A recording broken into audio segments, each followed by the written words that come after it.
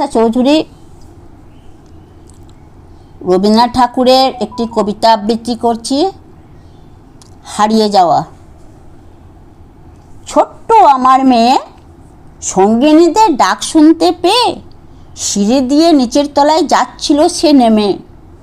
অন্ধকারে ভয়ে ভয়ে থেমে থেমে হাতে ছিল প্রদীপখানি, আঁচল দিয়ে আড়াল করে চলছিল সাবধানী।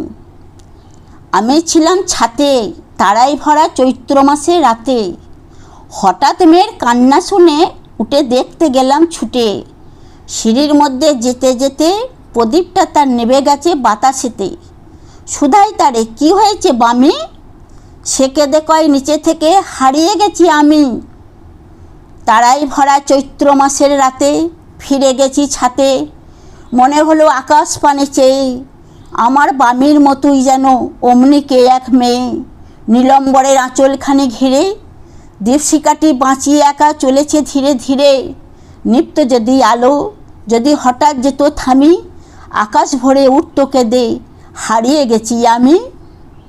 ছোট্ট আমার মেয়ে সঙ্গিনীদের ডাক শুনতে পেয়ে সিঁড়ি দিয়ে নিচের তলায় যাচ্ছিল সে নেমে। অন্ধকারে ভয়ে ভয়ে থেমে থেমেই হাতে ছিল প্রদীপখানি, আড়াল দিয়ে আড়াল করে চলছিল সাবধানী। আমি ছিলাম ছাতে তারাই ভরা চৈত্র মাসের রাতে। হঠাৎ মেয়ের কান্না শুনে উঠে দেখতে গেলাম ছুটে। সিঁড়ির মধ্যে যেতে যেতে প্রদীপটে তার নিভে গেছে বাতাসেতে। সুধাই তারে কি হয়েছে বামে, সে কেঁদে কয় নিচে থেকে হারিয়ে গেছি আমি।